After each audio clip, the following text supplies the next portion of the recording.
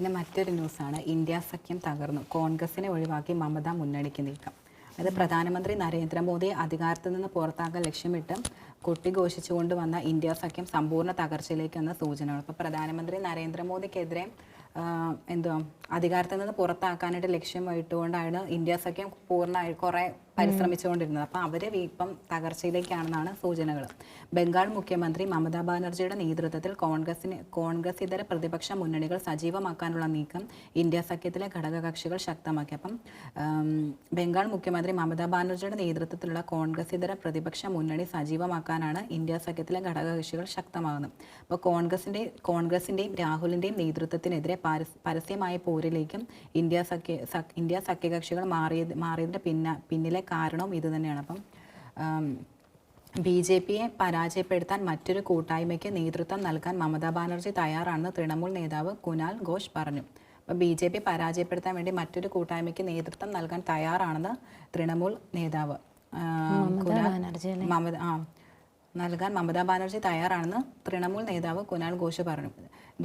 ഡൽഹിയിലെ പദവിയിൽ മമതയ്ക്ക് താല്പര്യമുണ്ടെന്ന് അവർ തന്നെ അറിയിച്ചിട്ടുണ്ട്. അപ്പോൾ ഡൽഹിയിലെ പദവിയിൽ മമതയ്ക്ക് താല്പര്യമുണ്ടെന്ന് അവർ തന്നെ അറിയിച്ചിട്ടുണ്ട്. അപ്പം BJPയുടെ പരാജയം ലക്ഷ്യമിട്ടുകൊണ്ട് മറ്റൊരു സഖ്യമാണ് മമതയുടെ താല്പര്യം. BJPയുടെ പരാജയം ലക്ഷ്യമിട്ടുകൊണ്ട് മറ്റൊരു സഖ്യമാണ് BJPയുടെ തകർച്ചയാണ് വേണ്ടത്. പക്ഷെ ഇനിയിപ്പോൾ ഇവിടെ ഒരു പ്രശ്നം ഉണ്ടാവുന്ന രീതിക്കാണ് വരുന്നത്.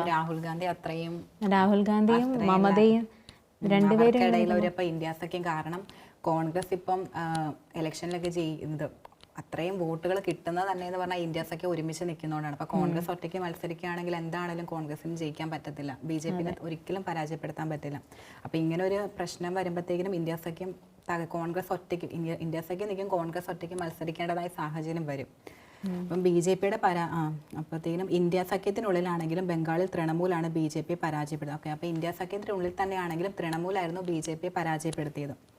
അപ്പം ഝാർഖണ്ഡിലെ ഹേമന്ത് സോറൻ്റെ JMM ആണ് BJP പരാജയപ്പെടുത്തിയത്. എന്നാൽ കോൺഗ്രസ് നേതൃത്വം വഹിച്ച ഹരിയാനയിലും മഹാരാഷ്ട്രയിലും തോൽക്കുകയാണ് ചെയ്തത്. അപ്പം കോൺഗ്രസ് നേതൃത്വം വഹിച്ചവിടെ ഹരിയാനയിലും മഹാരാഷ്ട്രയിലും BJP ആണ് ജയിച്ചത്. അപ്പോൾ കോൺഗ്രസ് തോൽക്കുകയായിരുന്നു. കുനാൽ ഘോഷ് അപ്പം അദ്ദേഹം അത് പറഞ്ഞിട്ടാണ് പരിഹസിക്കുന്നത്.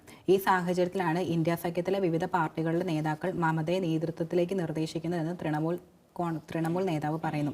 ഇന്ത്യ സഖ്യത്തിന്റെ നേതൃത്വത്തിലേക്ക് തന്നെ പിന്തുണച്ച കോൺഗ്രസ് ഇതര പ്രതിപക്ഷ പാർട്ടി നേതാക്കൾക്ക് മമതാ ബാനർജി നന്ദി പറഞ്ഞ് രംഗത്തെത്തിയിട്ടുണ്ട്. അപ്പോൾ പ്രതിപക്ഷ നേതാക്കളുടെ പിന്തുണ തനിക്കുള്ളതായി ബഹുമതിയായി കാണുന്നു.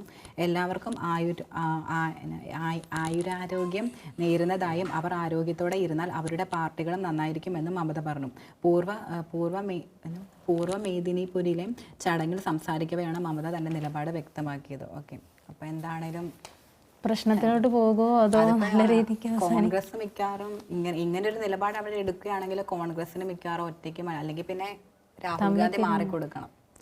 അപ്പൊ ഇതെങ്ങനെയാണ് വീണ്ടും ഒരു ഭിന്നത വരുവാണെന്നാണ് തോന്നുന്നത്. നമുക്ക് ഇവിടെ ഒരു ഭിന്നത ഉണ്ടല്ലോ, കോൺഗ്രസിനിടയിൽ ഒരു ഭിന്നത ഉണ്ടെന്നുള്ളൊരു ചർച്ചയുണ്ട്. അത് എല്ലാ പാർട്ടികളുടെ ഇടയിലും ഉണ്ട്. പക്ഷെ ഇവിടെ ഇപ്പൊ രണ്ടുപേരും ഒരേപോലെ രംഗത്തോട്ട് വരുമ്പോൾ രണ്ടുപേർക്കും പരസ്പരം ഒരു അസൂയൊക്കെ വരാനുള്ളൊരു ചാൻസ് ഇല്ലേ? അസൂയുണ്ട്. അത് മാത്രമല്ല, കാരണം രാഹുൽ ഗാന്ധിക്ക് എന്താണേലും പ്രധാനമന്ത്രി ആണോന്ന് എന്താണേലും ഒരു ആഗ്രഹം ഉണ്ടായിരിക്കുമല്ലോ. അപ്പോൾ അതിനൊരു തടസ്സമാകുമ്പോഴത്തേക്കിനും അത് രാഹുൽ ഗാന്ധിക്ക് ഒരു വെല്ലുവിളിയാണ് ശരിക്കും. എന്താണേലും നോക്കാം നമുക്ക്.